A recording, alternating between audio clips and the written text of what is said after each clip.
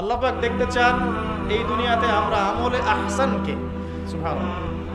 আল্লাহ পাক দেখতে চান না গরু খাওয়া মুসলিমকে। আল্লাহ পাক দেখতে চান না জুমার দিনে কে নামাজ পড়তে আসে। আল্লাহ পাক দেখতে চান না ঈদের দিনে কারা নামাজ পড়তে আসে, রমজান মাস আসলে কারা মুসল্লি হয়। আল্লাহ পাক এটা দেখতে চান। আল্লাহ পাক কি দেখতে চান? আমলে আহসান। আহসান হতে হলে কি গতানুগতিক মুসলিম হলে চলবে না শক্ত মুসলিম হতে হবে? কোনটা? মুসলিম এখন বাংলাদেশে মোটামুটি দুই প্রকার। একটা হচ্ছে সুবিধাবাদী মুসলিম, আর একটা হচ্ছে প্রকৃত মুসলিম। সুবিধাবাদী মুসলিম কেমন? নামাজও পড়বো, সুদও খাবো, আমি যাকাতও দিব, এদিকে ঘুষও নিব। ধরেন যে বছর বছর হজ উমরা করলাম, আবার অন্যের সম্পদ আত্মসাৎ করছি, মানুষের উপর জুলুম করছি। মানে যে অংশটুকু পালন করতে আমার কোনো সমস্যা নাই, ওই অংশটুকু আমরা পালন করতে কোনো সমস্যা মনে করি না। আর যে অংশগুলো পালন করলে আমার দুনিয়ার ক্ষতি হয়, দুনিয়ার স্বার্থ ক্ষুণ্ণ হয়, সেগুলো আমরা পালন করতে চাই না। এই ধরনের মুসলিমদেরকে কি বলে? সুবিধাবাদী মুসলিম। ইংরেজি একটা সুন্দর শব্দ আছে, শব্দটা হলো Protestant version of Islam. Protestant version of Islam, মানে প্রোটেস্ট্যান্ট খ্রিস্টান আছে, প্রোটেস্ট্যান্ট খ্রিস্টান, ওইরকম প্রোটেস্ট্যান্ট মুসলিম মানে সুবিধাবাদী মুসলিম। তো সুবিধাবাদী মুসলিমদের জন্য কি জান্নাত?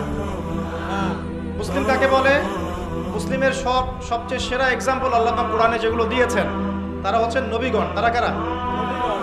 এবং সর্বশ্রেষ্ঠ নবীকে মুহাম্মদ রাসূলুল্লাহ সাল্লাল্লাহু আলাইহি ওয়াসাল্লাম। সেই সর্বশ্রেষ্ঠ নবী মুহাম্মদ সাল্লাল্লাহু আলাইহি ওয়াসাল্লামকে আল্লাহ পাক একজন নবীর দৃষ্টান্ত দিয়ে মুসলিম হওয়ার কথা বলছেন, মুসলিম হওয়ার উৎসাহ দিচ্ছেন। কিভাবে? সেই নবীর নাম হচ্ছে ইব্রাহিম আলাইহিস সালাম। আল্লাহ পাক সূরা বাকারা পড়ে দেখবেন, শুরুর দিকে আছে, প্রথম পারার একদম শেষের দিকে।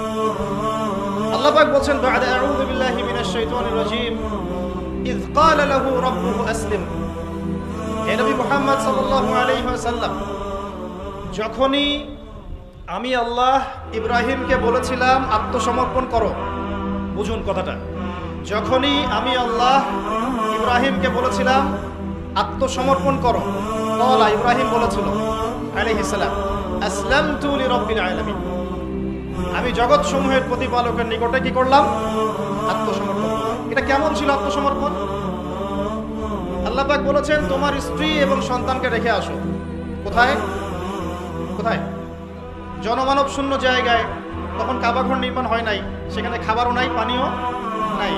ইব্রাহিম আলাইহিস সালামকে বলেছিলেন যে আল্লাহ আপনার এই আদেশের পিছনে যুক্তি কি, দর্শন কি, বিজ্ঞান কি? বলেন তো দেখি। ইব্রাহিম আলাইহিস সালাম কি আঙ্গুল তুলেছিলেন আল্লাহ পাকের আদেশের উপরে? এটা হলো মুসলিম। বলেছেন সন্তান বড় হয়েছে, ফালাম্মা বালাগা মাআহু সাইয়া, যখন বাচ্চা দৌড়াদৌড়ি করতে শিখলো, মানে দৌড় দিতে শিখলো বাবার সাথে, তখন তিনি বলছেন, ক্বালা ইয়া বুনাই, হে আমার সন্তান, ইন্নী আরা ফিল মানামি আন্নী আযবাহুক, আমি স্বপ্নে দেখেছি আমি তোমাকে জবাই করছি, ফানজুর মাযা তারা, তোমার কি রায় আমাকে বলো।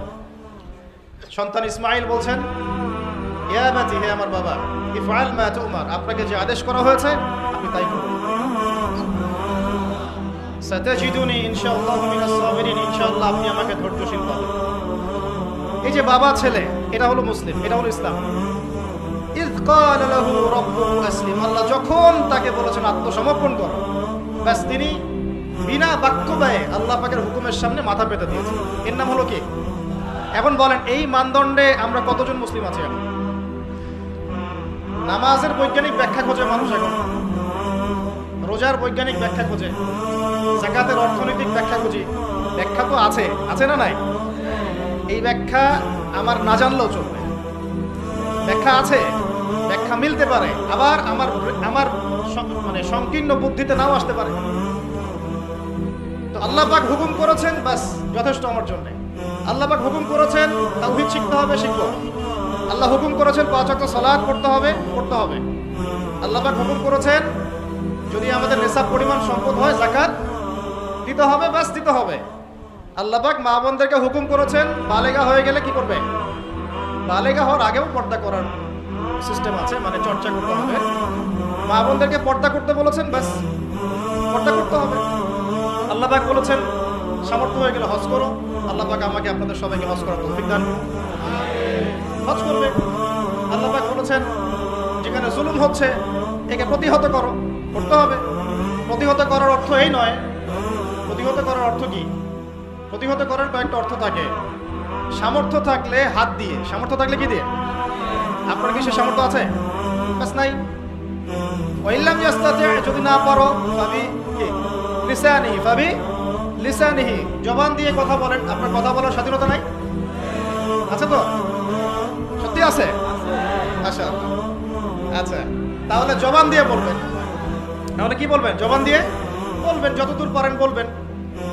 আর ওয়াইল্লাম ইয়াস্তাতি, যদি এটাও করতে না পারো তাহলে ফাবি কলবিহি, অন্তর থেকে ঘৃণা করো। ঘৃণা কি আছে?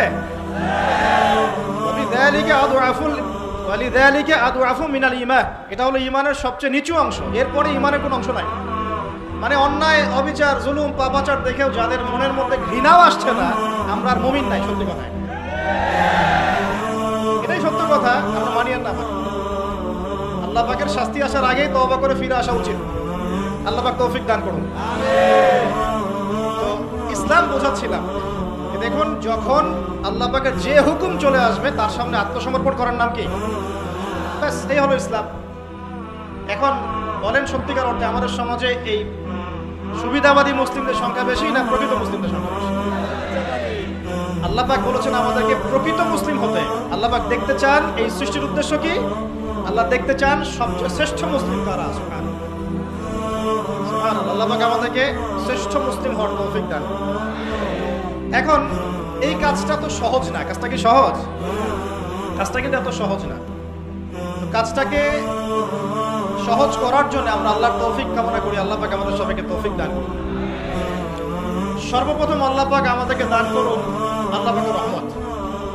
আল্লাহ পাক আমাদেরকে দান করুন আল্লাহ পাকের মারিফত, আল্লাহ পাকের দ্বীনের বুঝ, নেক হায়াতের মধ্যে বরকত এবং সঠিক বেঠিক ভালো মন্দ বোঝার ক্ষমতা এবং হক চিনে গেলে তার উপর অটল থাকার তৌফিক। আল্লাহ পাক আমাদের সবাইকে এগুলো দান করুন।